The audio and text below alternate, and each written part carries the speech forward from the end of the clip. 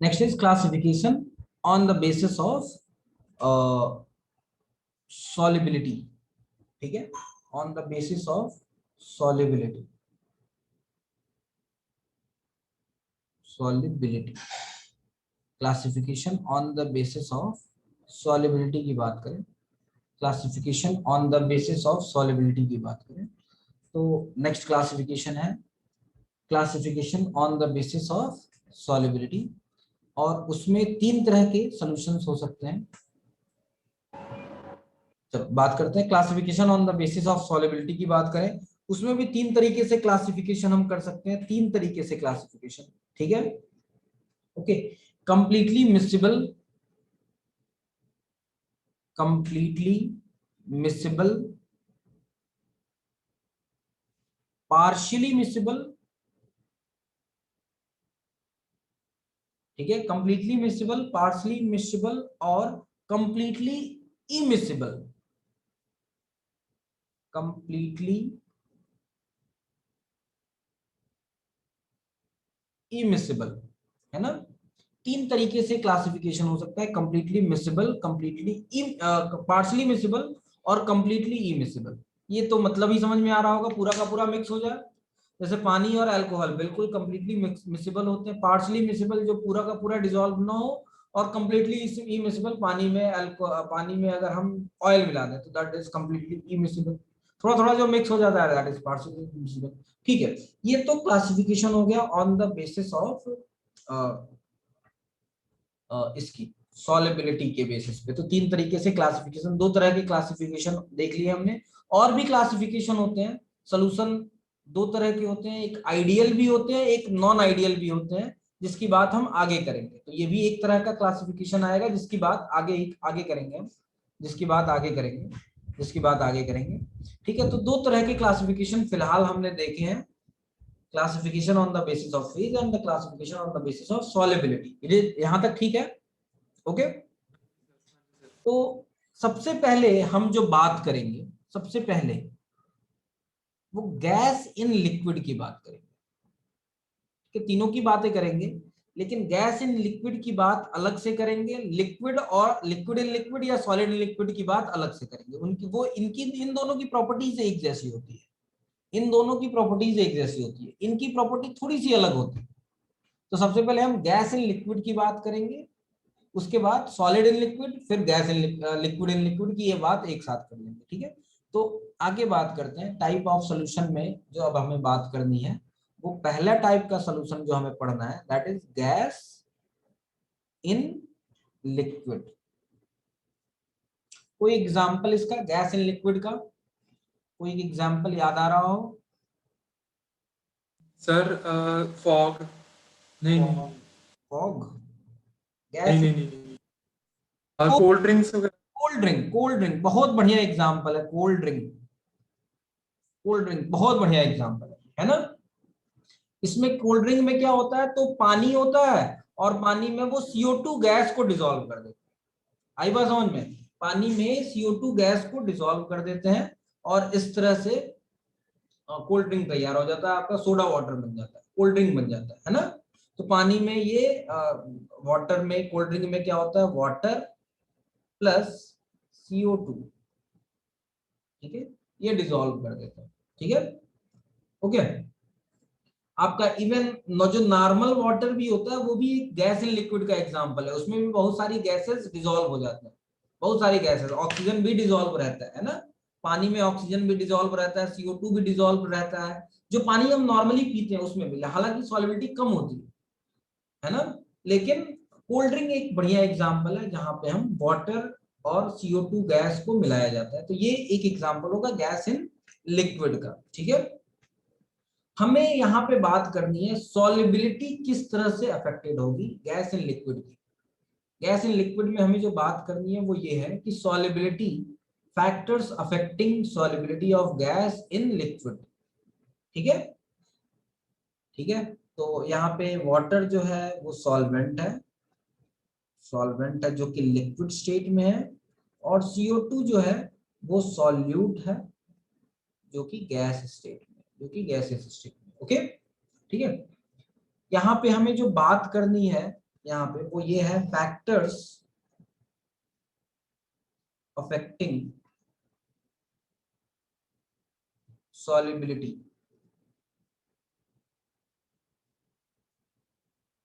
of gas in liquid. ठीक है, factors affecting solubility of gas in liquid. ठीक है, इसकी बात करनी है हमें सबसे पहले। और जो सबसे पहला फैक्टर होगा, जो सबसे पहला फैक्टर होगा वो होगा टेम्परेचर। टेम्परेचर क्या होगा जरा बता दो। जनरली टेम्परेचर बढ़ाने पे सॉलिबिलिटी क्या होती है, डिक्रीज होगी, है ना। जनरली ऐसा जनरल केस बता रहा हूं। ये डिपेंड करेगा कि जो मिक्सिंग है वो एक्सोथर्मिक प्रोसेस है या एंडोथर्मिक प्रोसेस है। यानी कि solute plus solvent give solution. ये दो तरह का प्रोसेस हो सकता है। ये प्रोसेस दो तरीके का हो सकता है। एक प्रोसेस हो सकता है एक्सोथर्मिक और दूसरा हो सकता है एंडोथर्मिक। एंडोथर्मिक, एक्सोथर्मिक क्या होता है, एक ऐसा प्रोसेस दोनों मिल रहा है और हीट इवॉल्व हो रही है ना। डेल्टा एच लेस देन 0 है और इसमें डेल्टा एच ग्रेटर देन 0 है कि नहीं। डेल्टा एच लेस देन 0 है और यहाँ पे डेल्टा एच ग्रेटर देन 0 है।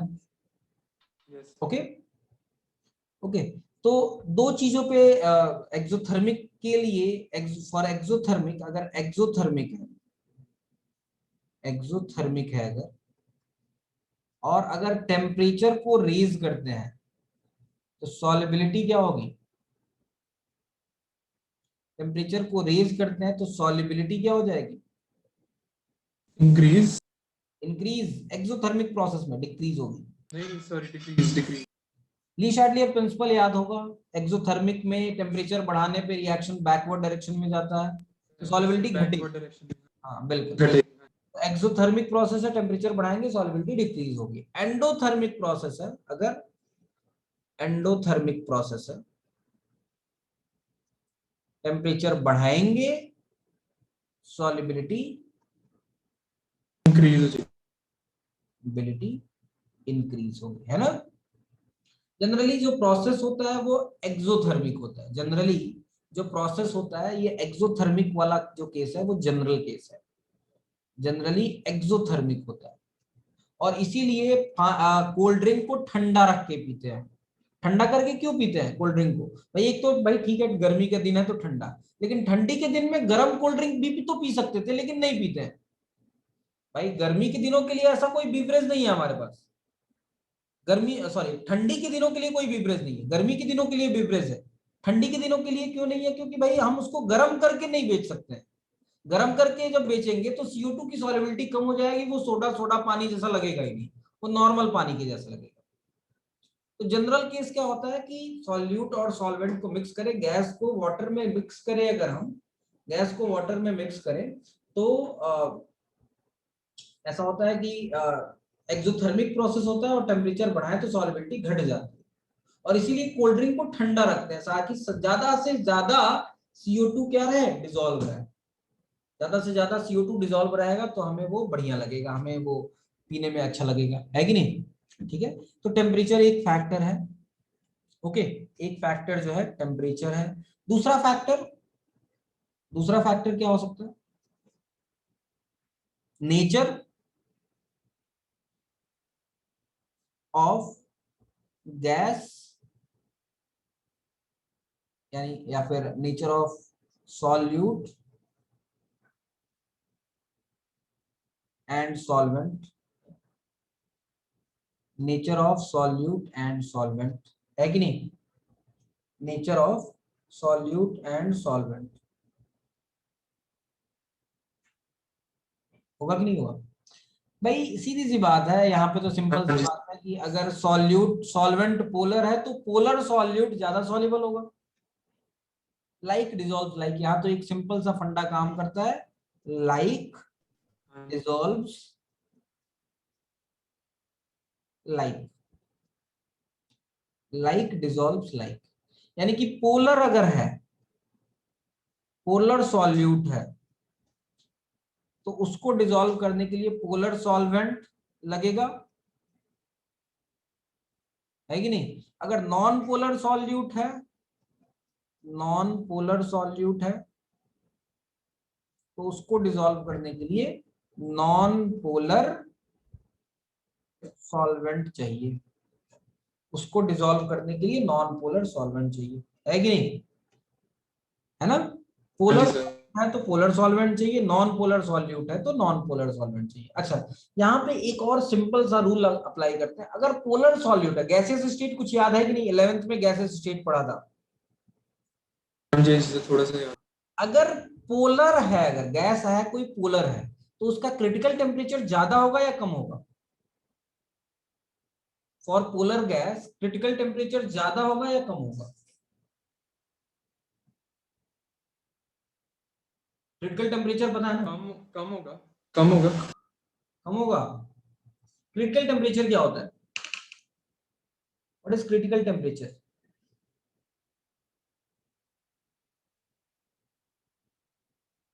What is critical temperature, the temperature above which you cannot liquefy the gas however pressure may be applied, है ना। क्रिटिकल टेम्परेचर क्या होता है, मैं यहाँ पर डेफिनेशन लिख देता हूँ। क्रिटिकल टेम्परेचर, क्रिटिकल टेम्परेचर क्या होता है। Critical temperature, the temperature, the temperature above which, above which you cannot liquefy the gas, you cannot liquefy the gas however pressure may be applied, ठीक है। अगर अट्रैक्शन ज्यादा होता है यहाँ पे अगर अट्रैक्शन ज्यादा होगा, यहाँ पे एक सिंपल सा रूल है कि अगर गैसेस के बीच में अट्रैक्शन ज्यादा होगा, अट्रैक्शन ज्यादा होगा तो उसका क्रिटिकल टेम्परेचर भी ज्यादा हो जाएगा। अट्रैक्शन ज्यादा है तो ज्यादा टेम्परेचर तक ले जाके उसको लिक्विफाई कर सकते हैं ना, है ना। अट्रैक्शन ज्यादा कब होगा, जब पोलर होगा। तो अगर पोलर गैसेस हैं तो उसका क्रिटिकल टेम्परेचर ज्यादा होगा, है ना। नॉन पोलर गैस की क्रिटिकल टेम्परेचर कम होते हैं, पोलर गैस का क्रिटिकल टेम्परेचर ज्यादा है। अमोनिया का क्रिटिकल टेम्परेचर बहुत ज्यादा होता है, अमोनिया को बड़ा इजीली लिक्विफाई कर सकते हैं, है ना। ऑक्सीजन को लिक्विफाई करना थोड़ा सा मुश्किल है, ऑक्सीजन नाइट्रोजन को। अमोनिया को बड़ा आसानी से लिक्विफाई कर सकते हैं, क्यों, क्योंकि अमोनिया पोलर है, ऑक्सीजन या नाइट्रोजन नॉन पोलर है ना। तो पोलर अगर होगा तो अट्रैक्शन ज्यादा होगा, अट्रैक्शन ज्यादा होगा तो क्रिटिकल टेम्परेचर भी क्या होगा, ज्यादा होगा। अगर नॉन पोलर है, नॉन पोलर है तो अट्रैक्शन जो होगा वो कम होगा, उसका क्रिटिकल टेम्परेचर भी कम हो जाएगा। बात समझ में आ रहा है। Yes sir. आगे बात करते हैं, आगे बात करते हैं। तो यहाँ पे हम ये कह सकते हैं अगर पोलर सॉल्यूट है तो उसका क्रिटिकल टेम्परेचर ज्यादा होगा, और अगर क्रिटिकल टेम्परेचर ज्यादा होगा तो पोलर सॉल्वेंट लाइक वाटर में सॉल्युबिलिटी क्या हो जाएगी, उनकी बढ़ जाएगी, इंक्रीज। इंक्रीज हो जाएगी। तो यहाँ पे हम एक बात और कह सकते हैं, यहाँ पे एक बात और भी कह सकते हैं, वो ये है कि if critical temperature of gas is higher then solubility, solubility of that gas in polar solvent, in polar solvent increases। Critical temperature ज्यादा होगा तो सॉलिबिलिटी भी ज्यादा हो जाएगी, है कि नहीं, कह सकते हैं, कह सकते हैं कि नहीं कह सकते हैं, ठीक है। अगर क्रिटिकल टेम्परेचर लोअर है तो सॉलिबिलिटी भी कम होगी, यानी कि TC critical temperature is directly proportional to solubility in polar solvent,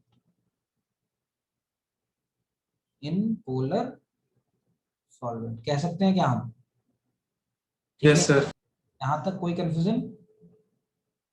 नहीं सर, क्लियर। बार ऑप्शन में ये वाला भी पूछा जाता है, क्रिटिकल टेम्परेचर के बारे में पूछा जाता है, सॉल्युबिलिटी का क्रिटिकल टेम्परेचर से डायरेक्ट रिलेशन की बात की जाती है। Okay, so this is about critical temperature. तो ये दूसरा फैक्टर है नेचर। पहला फैक्टर हमने देखा टेम्परेचर। टेम्परेचर बढ़ाने पे जनरली सॉल्युबिलिटी डिक्रीज होती है, क्योंकि जनरली जो रिएक्शंस होते हैं, जो प्रोसेस होता है, डिसोल्यूशन का प्रोसेस होता है, गैस के डिसोल्यूशन का प्रोसेस, वो एक्सोथर्मिक प्रोसेस है।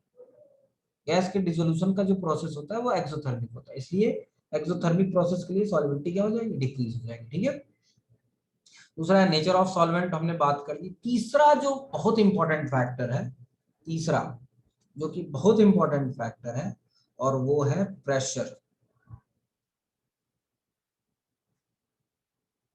प्रेशर, और इसी इफेक्ट ऑफ प्रेशर को हम एक लॉ से भी जानते हैं, एक लॉ से भी जानते हैं, जिस लॉ को हम कहते हैं हेनरीज लॉ। हेनरीज लॉ, आई बात समझ? जो तीसरा फैक्टर है प्रेशर का फैक्टर, उसको हम हेनरीज लॉ से भी जानते हैं, जिसकी बात हम आई थिंक आज अब नहीं कर पाएंगे, कल करेंगे इसकी बात। लेकिन हम सीधे सीधे देख लेते हैं, थोड़ा सा जान लेते हैं कि सॉल्युबिलिटी जो होती है, सॉल्युबिलिटी, ये हेनरी लॉ क्या कहता है? Solubility is directly proportional to partial pressure of gas. solubility of gas is directly proportional to partial pressure of gas। खैर इसकी बात हम आज नहीं कर पाएंगे, कल करेंगे डिटेल में, क्योंकि ये यही एक टॉपिक है जो कि सबसे इंपॉर्टेंट टॉपिक है, इस पे खूब सारा पूछा जाता है। तो कल हम हेनरी लॉ की बात करेंगे और इस पे कुछ प्रॉब्लम्स की का डिस्कशन करेंगे। ठीक है, तो कल ये आरसी मुखर्जी की कुछ क्वेश्चंस करने की कोशिश करना, और डाउट हो तो उसको पूछ लेना। ठीक है, ओके, आज के लिए इतना ही। Thank you so much. Okay sir, thank you sir. Okay, thank you, bye.